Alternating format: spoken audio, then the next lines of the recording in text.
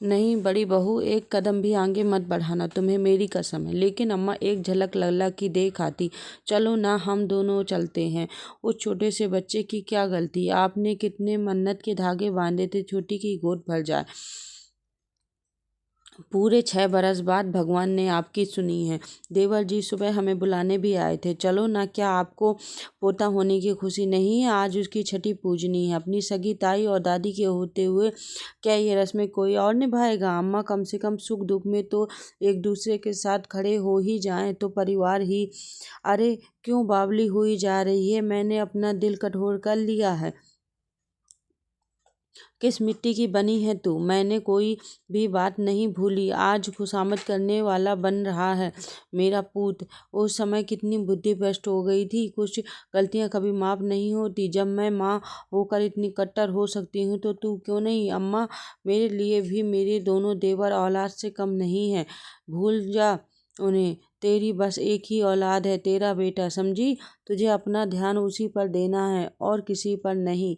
वो पढ़ लिख कर कुछ बन जाए, मेरा भी जीवन सफल हो जाए, बस भगवान से इतनी ही जिंदगी मांगती हूँ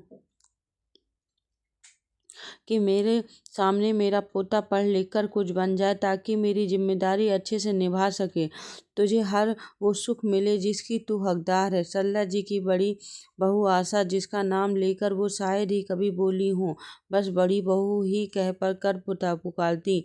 उनके बड़े बेटे प्रकाश की पत्नी, जिस दिन से शादी होकर उनके आंगन की रौनक बनी थी, सबकी चहेती बन गई थी। सल्ला जी और सुधाकर जी अपने भाग को इठलाते थे। ऐसी सुंदर सुशील बहू पाकर सारे घर की जिम्मेदारी उसने अपने सर ले ली।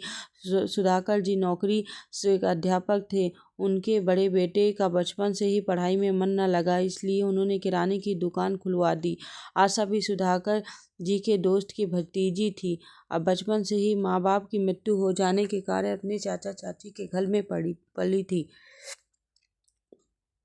सुधाकर जी और सल्ला जी को बचपन से ही आशा बहुत पसंद थी, मगर उन्होंने शादी करनी थी, उसकी राय जरूरी थी। अपने बेटे की भी यही इच्छा थी। देखकर आशा उनके घर की बड़ी बहू बन गई। अपने दोनों देवरों को बहुत प्यार करती थी। आशा समय बीतता जा रहा था। आशा भी एक बेटे की माँ बन गई। दोनों देवर पढ़ लिख कर काबिल बन गए। विजय की शादी हुई, वह गुड़गांव अपनी पत्नी के साथ रहने लगा। छोटा वाला देवर इसी शहर में एक प्राइवेट कॉलेज में पढ़ाता था। उसकी भी शादी हो गई। उसकी पत्नी पूजा बहुत तेज स्वभाव की थी, मगर आशा ने कभी कोई शिकायत नहीं की। सल्ला जी और सुधाकर जी से लेकिन कुछ छुपा ना था। दोनों देवर अपनी अपनी दुनिया में मस्त रहने लगे। एक दिन अचानक हार्ट फेल होने की वजह से प्रकाश जी की मौत हो गई। जैसे घर पर आफत ही टूट पड़ी। आशा का सब कुछ लुट चुका था। सुधाकर जी अपने बेटे का सदमा बर्दाश्त न कर सके और बिस्तर से जा लगे। 3 महीने बाद उनकी भी मृत्यु हो गई। उनकी सरकारी नौकरी होने की वजह से उनके छोटे बेटे अजय को उनकी नौकरी मिल गई। सल्लर जी की पेंशन आती थी। अपने छोटे बेटे से उन्होंने कहा, तुम्हें पिता की नौकरी मिली है तो तुम्हें उनकी जिम्मेदारी भी निभानी होगी। अपनी माँ भाभी की तरह भी ध्यान रखना। तुम्हारी भाभी ने तुम्हारे लिए बहुत कुछ किया है, अब तुम्हारी बारी। तुम उनके बेटे हो, संभालो। बहुत बड़ा दुख पड़ा है इस पर। कुछ नहीं तो सब ठीक था, लेकिन धीरे धीरे छोटी बहू ने अपने रंग दिखाने शुरू कर दिए।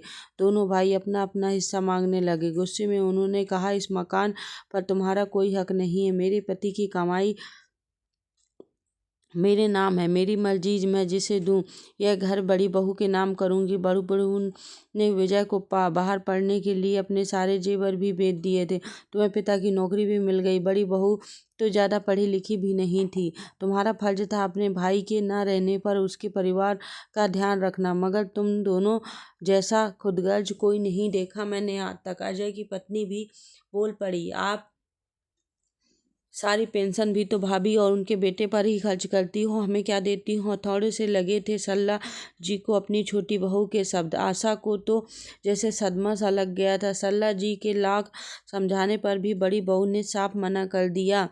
था कि किसी का हिस्सा लेने के लिए अजय को उसके हिस्से के पैसे दे दिए गए और एक घर के दो घर बना दिए गए। एक हिस्से में अजय रहने लगा और दूसरे में से में सल्ला जी अपनी बड़ी बहू और उसके बेटे के साथ। विजय तो फिर लौट कर ही शहर से ना आया कभी। उस दिन से उन्होंने अपने दोनों बेटों से कोई मतलब ना रखा, अपनी बहू को रखने दिया। सल्ला जी अपने बड़े बेटे की दुकान भी संभालने लगी थी। खाली समय में आशा भी उन्हीं के साथ बैठ जाती। आशा का बेटा अब दूसरे शहर से इंजीनियरिंग की पढ़ाई कर रहा था। सल्ला जी भगवान से बस इतना ही मांगती थी कि जब तक मेरा पोता अपने पैरों पर खड़ा न हो जाए, मेरी मौत ना आए, क्योंकि उनकी पेंशन से ही उनके पोते की पढ़ाई हो रही थी। विजय के घर शादी के 6 साल बाद पुत्र हुआ था। उसी की खबर देने आज अपनी माँ के पास आया था, मगर सल्ला जी ने साफ मना कर दिया। उन्हें तो जैसे अपनी बड़ी बहू के सिवा कुछ और दिखता ही नहीं था। आखिर उनकी बड़ी बहू ने हर कदम पर उनके परिवार को सहारा दिया था। अपने सास ससुर की सेवा में कोई कमी नहीं छोड़ी उसने। तभी बाहर दरवाजे पर कुंडी खटखटाने की आवाज़ सुनाई दी।